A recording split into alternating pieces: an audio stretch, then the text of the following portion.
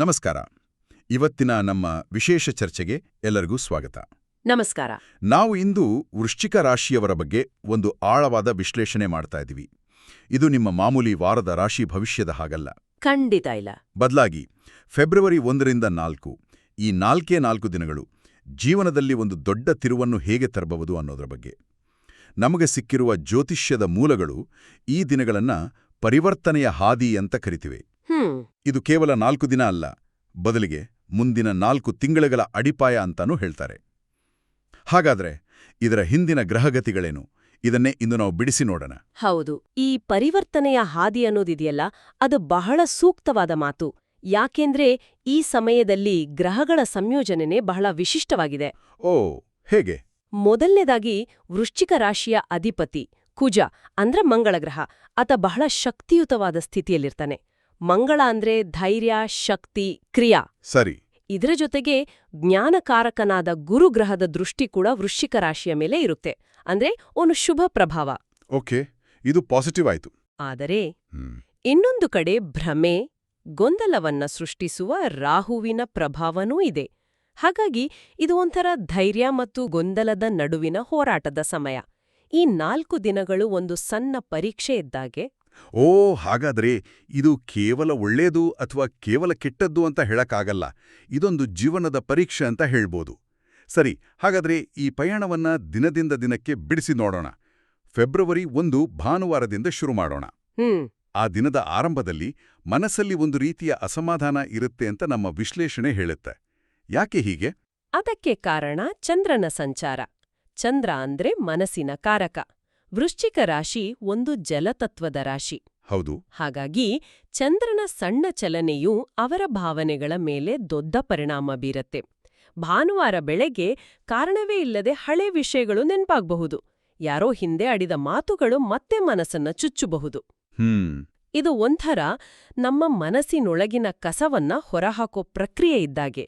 ಆದ್ರೆ ಇಲ್ಲೊಂದು ಕುತೂಹಲಕಾರಿ ಅಂಶ ಇದೆ. ಏನದು? ಅದೇ ದಿನ ಬೆಳಗ್ಗೆ 6ರಿಂದ 9 ಗಂಟೆಯ ನಡುವೆ ಒಂದು ಘಟನೆ ನಡೆಯುತ್ತೆ. ಅದೊಂದು ಫೋನ್ ಕರೆ ಇರಬಹುದು, ಒಂದು ಮೆಸೇಜ್ ಅಥವಾ ಯೂಟ್ಯೂಬ್ನಲ್ಲಿ ನೋಡು ಒಂದು ವಿಡಿಯೋ ಕೂಡ ಆಗಿರಬಹುದು. ಓಕೆ. ಆ ಒಂದು ಸಣ್ಣ ಮಾಹಿತಿ ಮುಂದಿನ 4 ವಾರಗಳವರೆಗೆ ಅವರ ಆಲೋಚನಾ ಕ್ರಮವನ್ನೇ ಬದಲಾಯಿಸೋ ಶಕ್ತಿ ಹೊಂದಿರುತ್ತೆ. ಅಬ್ಬಾ, ಅಂದ್ರೆ ಬೆಳಗಿನ ಗೊಂದಲ ಒಂದ್ ಕಡೆ ಆದ್ರೆ ಅದೇ ಹೊತ್ತಲ್ಲಿ ಸಿಗೋ ಒಂದು ಸಣ್ಣ ಸುಳಿವು ದಾರಿದೀಪ ಆಗ್ಬೋದು. ಇದು ಬಹಳ ಇಂಟ್ರೆಸ್ಟಿಂಗ್ ಆಗಿದೆ. ಸರಿ, ಇನ್ನು ಫೆಬ್ರವರಿ 2 ಸೋಮವಾರದ ಕಥೆ ಏನು? ಸೋಮವಾರ ಚಂದ್ರನ ದಿನ. ಹಾಗಾಗಿ ಭಾವನೆಗಳ ತೀವ್ರತೆ ಇನ್ನಷ್ಟು ಹೆಚ್ಚಾಗುತ್ತೆ. ಇದೊಂದು ಬಹಳ ಸೂಕ್ಷ್ಮವಾದ ದಿನ. ಈ ದಿನ ತಗೊಳ್ಳೋ ನಿರ್ಧಾರಗಳನ್ನ ಹೃದಯದಿಂದಲ್ಲ, ಬುದ್ಧಿಯಿಂದ ತಗೋಬೇಕು ಅಂತ ಜ್ಯೋತಿಷ್ಯದ ತತ್ವಗಳು ಸ್ಪಷ್ಟವಾಗಿ ಎಚ್ಚರಿಸ್ತವೆ. ಮುಖ್ಯವಾಗಿ ಬೆಳಗ್ಗೆ 10ರಿಂದ ಮಧ್ಯಾಹ್ನ 1 ಗಂಟೆ. ಆ ಸಮಯ ಬಹಳ ಗೊಂದಲಮಯ. ಯಾಕೆ? ಆ ಸಮಯದಲ್ಲಿ ಏನಾಗ್ಬೋದು? ಆ ಸಮಯದಲ್ಲಿ ಮಾತುಗಳನ್ನ ತಪ್ಪಾಗಿ ಅರ್ಥ ಮಾಡ್ಕೊಳ್ಳೋ ಸಾಧ್ಯತೆ ಹೆಚ್ಚು. ಹಾಗಾಗಿ ಯಾವುದೇ ಮುಖ್ಯವಾದ ಚರ್ಚೆ, ನಿರ್ಧಾರಗಳನ್ನ ಮುಂದೂಡೋದು ಒಳ್ಳೇದು. ಸರಿ. ಆದರೆ ಸಂಜೆ 4 ಗಂಟೆಯ ನಂತರ ಪರಿಸ್ಥಿತಿ ಸಂಪೂರ್ಣವಾಗಿ ಬದಲಾಗುತ್ತೆ. ಅನಿರೀಕ್ಷಿತ ಕಡೆಯಿಂದ ಸಹಾಯ ಅಥವಾ ಬೆಂಬಲ ಸಿಗೋ ಸಾಧ್ಯತೆ ಇದೆ. ಅನಿರೀಕ್ಷಿತ ಅಂದ್ರೆ ಯಾರು ಸಹಾಯ ಮಾಡ್ತಾರೆ ಅಂತ ನಾವು ಊಹಿಸಿಯೋ ಇರೋದಿಲ್ವೋ ಅವರಿಂದಲೇ ಬೆಂಬಲ ಸಿಗಬಹುದು. ಈ ವ್ಯತ್ಯಾಸವೇ ಬಹಳ ನಾಟಕೀಯವಾಗಿದೆ. ಬೆಳಗ್ಗೆ ಭಾವನಾತ್ಮಕ ಅಸ್ಥಿರತೆ, ಸಂಜೆ ಅನಿರೀಕ್ಷಿತ ಬೆಂಬಲ. ಬಹುಶಃ ಇದೇ ಗ್ರಹಗಳ ಆಟ ಅನ್ನೋದು ಅಲ್ವಾ? ಖಂಡಿತ. ಇನ್ನು ಮಂಗಳವಾರ, ಫೆಬ್ರವರಿ 3, ಇದು ಮಂಗಳ ಗ್ರಹಕ್ಕೆ ಸಂಬಂಧಪಟ್ಟ ದಿನ. ಹೌದು, ಫೆಬ್ರವರಿ 3 ಮಂಗಳವಾರ ಮತ್ತು ಆ ದಿನದ ಅಧಿಪತಿ ಕುಜ. ವೃಶ್ಚಿಕ ರಾಶಿಯ ಅಧಿಪತಿಯೂ ಮಂಗಳನೇ ಆಗಿರೋದ್ರಿಂದ ಆ ದಿನ ಅವರ ಮೂಲ ಶಕ್ತಿಯೇ ಡಬಲ್ ಆಗುತ್ತೆ.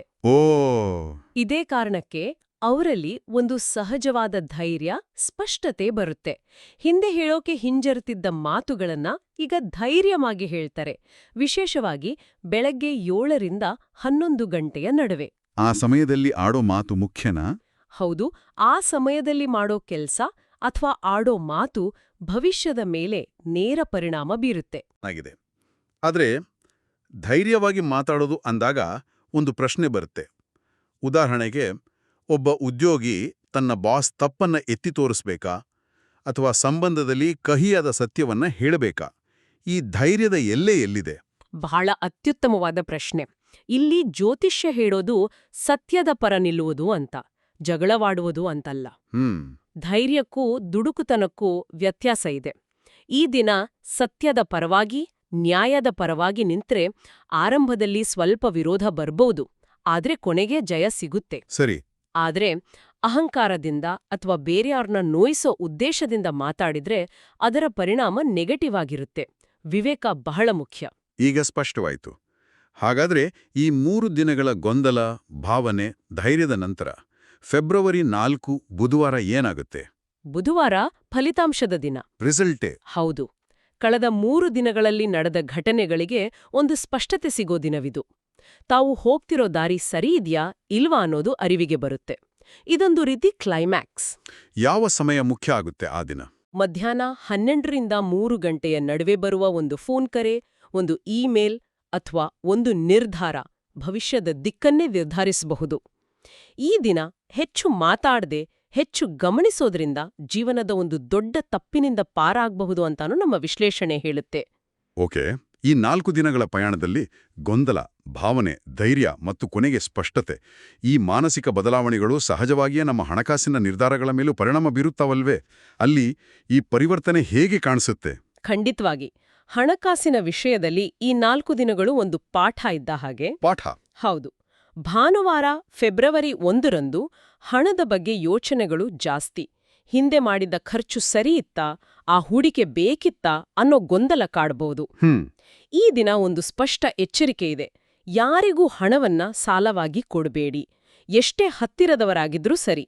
ಈ ದಿನ ಕೊಟ್ಟ ಹಣ ಭಾವನಾತ್ಮಕ ನಿರ್ಧಾರ ಆಗಿರುತ್ತೆ ಮತ್ತು ಅದು ವಾಪಸ್ ಬರೋಕೆ ಕನಿಷ್ಠ 3 ತಿಂಗಳಾದ್ರೂ ಬೇಕಾಗಬಹುದು. ಇದು ಬಹಳ ಪ್ರಾಯೋಗಿಕವಾದ ಸಲಹೆ. ಇನ್ನು ಸೋಮವಾರ ಭಾವನೆಗಳು ಹೆಚ್ಚಿರೋ ದಿನ, ಹಣದ ಪರಿಸ್ಥಿತಿ ಹೇಗಿರುತ್ತೆ? ಸೋಮವಾರ ನಿಂತು ಹೋದ ಹಣದ ಬಗ್ಗೆ ಒಂದು ಸಣ್ಣ ಮಾಹಿತಿ ಬರಬಹುದು. ಉದಾಹರಣೆಗೆ, ಬರ್ಬೇಕಾಗಿದ್ದ ಪೇಮೆಂಟ್ ಪ್ರೊಸೆಸ್ ಆಗಿದೆ ಅಂತ ಒಂದು ಮೆಸೇಜ್ ಬರಬಹುದು. ಪೂರ್ತಿ ಹಣ ಬರ್ದಿದ್ರೂ ಈ ಸಣ್ಣ ಸಮಾಧಾನದಿಂದ ಮನಸ್ಸು ಸ್ವಲ್ಪ ನಿರಾಳವಾಗುತ್ತೆ. ಸರಿ. ಆದ್ರೆ ಚಂದ್ರನ ಪ್ರಭಾವದಿಂದ ಇದೇ ದಿನ ಒಂದು ಅನಗತ್ಯ ವಸ್ತುವಿನ ಮೇಲೆ ಖರ್ಚು ಮಾಡುವ ಸಾಧ್ಯತೆಯೂ ಇದೆ.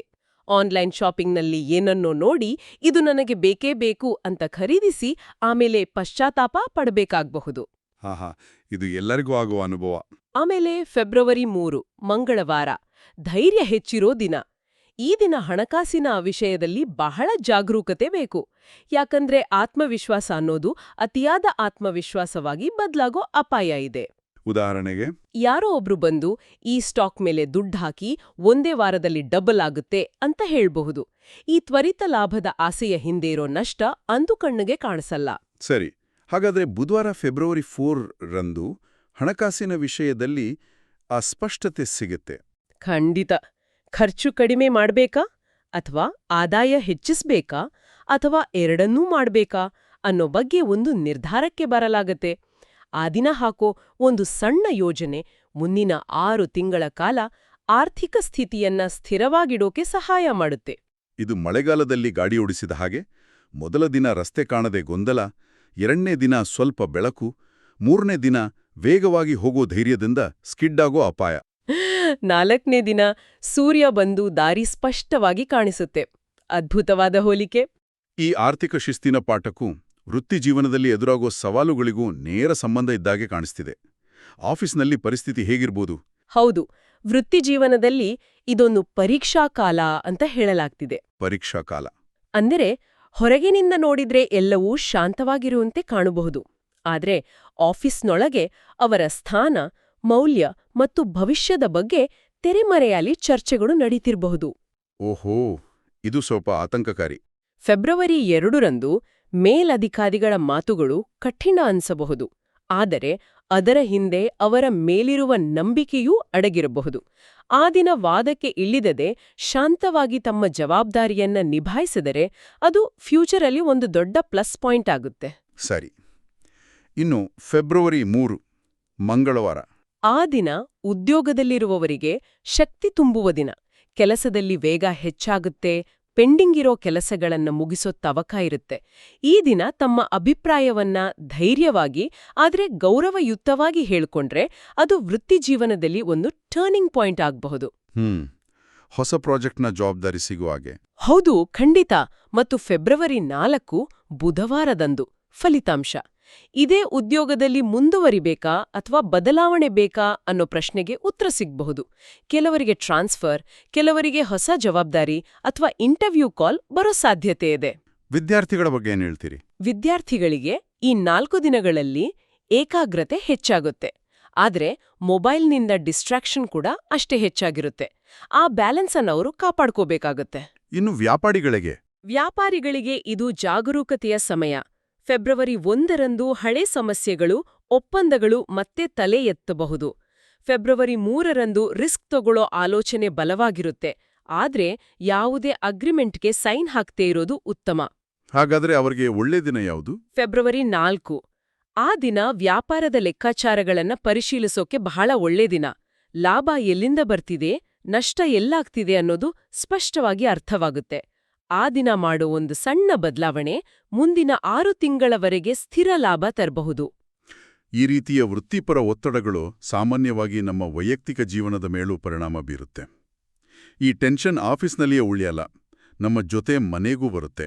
ಹಾಗಾಗಿ ಸಂಬಂಧಗಳು, ಪ್ರೀತಿ, ದಾಂಪತ್ಯದ ಮೇಲೆ ಈ 4 ದಿನಗಳ ಪ್ರಭಾವ ಹೇಗಿರುತ್ತೆ? ಇದು ಬಹಳ ಸೂಕ್ಷ್ಮವಾದ ಹಂತ. ಮನಸ್ಸಲ್ಲಿರೋ ಭಾವನೆಗಳನ್ನ ವ್ಯಕ್ತಪಡಿಸೋ ರೀತಿಯೇ ಸಂಬಂಧವನ್ನ ನಿರ್ಧರಿಸುತ್ತೆ. ಎದುರಿನ ವ್ಯಕ್ತಿ ನನ್ನನ್ನ ನಿಜವಾಗ್ಲೂ ಅರ್ಥ ಮಾಡ್ಕೋತಿದಾರಾ ಅಥವಾ ನನ್ನ ಸಹನೆಯನ್ನ ಪರೀಕ್ಷಿಸ್ತಿದಾರಾ ಅನ್ನೋ ಸಂದೇಹ ಈ 4 ದಿನಗಳಲ್ಲಿ ಹೆಚ್ಚಾಗಬಹುದು. ಅದು ಈ ಸಮಯದಲ್ಲಿ ಶಕ್ತಿ ಮತ್ತು ದೌರ್ಬಲ್ಯ ಎರಡೂ ಆಗ್ಬೋದು. ಹೇಗೆ? ಫೆಬ್ರವರಿ 2ರಂದು ಪ್ರೀತಿಯಲ್ಲಿರುವವರಿಗೆ ಭಾವನೆಗಳು ಉಕ್ಕಿ ಹರಿಬಹುದು. ಪ್ರೀತಿ, ಅನುಮಾನ, ಆಸೆ, ಕೋಪ ಎಲ್ಲವೂ ಒಟ್ಟಿಗೆ ಬರಬಹುದು. ಆ ದಿನ ದೊಡ್ಡ ಮಾತುಗಳಿಗಿಂತ ಸಣ್ಣ ಕ್ರಿಯೆಗಳು ಹೆಚ್ಚು ಪರಿಣಾಮಕಾರಿ. ಇನ್ನು ಫೆಬ್ರವರಿ 3 ಮಂಗಳವಾರ ಧೈರ್ಯದ ದಿನ. ಆ ದಿನ ಸಂಬಂಧಗಳಲ್ಲಿ ಒಂದು ನಿರ್ಣಾಯಕ ಘಟ್ಟ ಬರ್ಬೋದು ಅಂತ ಹೇಳಲಾಗ್ತಿದೆ. ಹೌದು, ವಾದವನ್ನ ಗೆಲ್ಬೇಕಾ ಅಥವಾ ಸಂಬಂಧವನ್ನ ಉಳಿಸ್ಕೊಳ್ಬೇಕಾ ಅನ್ನೋ ಆಯ್ಕೆ ಎದುರಾಗ್ಬೋದು. ಈ ದಿನ ಮೌನವೇ ಒಂದು ಬಲವಾದ ಅಸ್ತ್ರ ಆಗ್ಬಲ್ಲದು. ದಾಂಪತ್ಯ ಜೀವನದಲ್ಲಿರೋವರಿಗೆ ಕಮ್ಯುನಿಕೇಷನ್ ಗ್ಯಾಪ್ ಸ್ಪಷ್ಟವಾಗಿ ಕಾಣಿಸಬಹುದು. ಕುಟುಂಬದ ಬೇರೆ ಸದಸ್ಯರ ಹಸ್ತಕ್ಷೇಪವೂ ಇರಬಹುದು. ಆ ಸಮಯದಲ್ಲಿ ಇಬ್ರು ಒಂದು ತಂಡವಾಗಿ ಯೋಚಿಸೋದು ಬಹಳ ಮುಖ್ಯ. ಸರಿ, ಇನ್ನು ಆರೋಗ್ಯದ ವಿಷಯಕ್ಕೆ ಬಂದ್ರೆ? ಈ 4 ದಿನಗಳ ಮಾನಸಿಕ ಒತ್ತಡ ಶರೀರದ ಮೇಲೆ ನೇರ ಪರಿಣಾಮ ಬೀರುತ್ತೆ. ತಲೆನೋವು, ಕಣ್ಣುರಿ, ಕುತ್ತಿಗೆ ನೋವಿನಂತ ಸಣ್ಣ ಲಕ್ಷಣಗಳನ್ನ ನಿರ್ಲಕ್ಷಿಸಬಾರದು. ಇವು ಶರೀರ ಕೊಡ್ತಿರೋ ವಾರ್ನಿಂಗ್ ಸಿಗ್ನಲ್ಗಳು. ಫೆಬ್ರವರಿ 3ರಂದು ಮಸಾಲೆಯುಕ್ತ ಆಹಾರ ಬೇಡ ಅಂತನೂ ಹೇಳಲಾಗಿದೆ. ಹಾಗೆಯೇ ಫೆಬ್ರವರಿ 4ರಂದು ಆರೋಗ್ಯದ ಬಗ್ಗೆ ಸ್ಪಷ್ಟತೆ ಬಂದು ಡಾಕ್ಟರ್ ಹತ್ರ ಹೋಗೋ ನಿರ್ಧಾರ ತಗೋಬಹುದು ಅಂತ. ಮಾನಸಿಕ ಆರೋಗ್ಯದ ಬಗ್ಗೆ ಏನಾದರೂ ನಿರ್ದಿಷ್ಟ ಸೂಚನೆ ಇದೆಯಾ? ಖಂಡಿತ. ವೃಶ್ಚಿಕ ರಾಶಿಯವರು ಸಾಮಾನ್ಯವಾಗಿ ತಮ್ಮ ನೋವನ್ನ ಹಂಚ್ಕೊಳ್ಳಕ್ಕೆ ಇಷ್ಟಪಡಲ್ಲ. ಆದ್ರೆ ಈ ಸಮಯದಲ್ಲಿ ಮನಸ್ಸಲ್ಲಿರೋದನ್ನ ನಂಬಿಕಸ್ಥರ ಬಳಿ ಹಂಚ್ಕೊಳ್ಳೋದ್ರಿಂದ ಆರೋಗ್ಯದಲ್ಲಿ ಅದ್ಭುತ ಬದಲಾವಣೆ ಕಾಣ್ಬೋದು. ಅನಿರೀಕ್ಷಿತ ಘಟನೆಗಳು? ಹೌದು, ಅನಿರೀಕ್ಷಿತ ಘಟನೆಗಳ ಬಗ್ಗೆಯೂ ಗ್ರಹಗಳು ಸೂಚನೆ ನೀಡ್ತಿವೆ. ಈ 4 ದಿನಗಳಲ್ಲಿ, ವಿಶೇಷವಾಗಿ ಫೆಬ್ರವರಿ 3 ಮತ್ತು 4ರಂದು ಒಂದು ಶುಭ ವಾರ್ತೆ ಬರೋ ಸಾಧ್ಯತೆ ಇದೆ. ಅದು ದೊಡ್ಡದಿರ್ಲಿ ಸಣ್ಣದಿರ್ಲಿ ಸರಿಯಾದ ಸಮಯಕ್ಕೆ ಬರುತ್ತೆ. ಫೆಬ್ರವರಿ 4ರಂದು ಒಂದು ಹೊಸ ಅವಕಾಶ ಬಾಗಿಲು ತಟ್ಟಬಹುದು. ಸರಿ, ಈ ಸವಾಲಿನ ಮತ್ತು ಅವಕಾಶಗಳ ಸಮಯವನ್ನ ಯಶಸ್ವಿಯಾಗಿ ನಿಭಾಯಿಸಲು ಕೆಲವು ನಿರ್ದಿಷ್ಟ ಪರಿಹಾರಗಳನ್ನ ಸಹ ನಮ್ಮ ವಿಶ್ಲೇಷಣೆಯಲ್ಲಿ ಉಲ್ಲೇಖಿಸಲಾಗಿದೆ. ಅವುಗಳನ್ನ ಒಂದೊಂದಾಗಿ ನೋಡೋಣ. ಖಂಡಿತ. ಮೊದಲನೇದಾಗಿ, ಈ 4 ದಿನಗಳು ಬೆಳಿಗ್ಗೆ 5ರಿಂದ 7 ಗಂಟೆಯ ನಡುವೆ ಎದ್ದು ಕನಿಷ್ಠ 3 ನಿಮಿಷ ಮೌನವಾಗಿ ಕೂತು ತಮ್ಮ ಉಸಿರಾಟದ ಮೇಲೆ ಗಮನ ಹರಿಸೋದು. ಇದು ದಿನದ ಆರಂಭದಲ್ಲೇ ಮನಸ್ಸನ್ನ ಶಾಂತಗೊಳಿಸುತ್ತೆ. ಸರಿ, ಎರಡನೆಯದಾಗಿ ಪ್ರತಿದಿನ 11 ಬಾರಿ ಓಂ ನಮಃ ಶಿವಾಯ ಮಂತ್ರವನ್ನ ಪಠಿಸೋದು.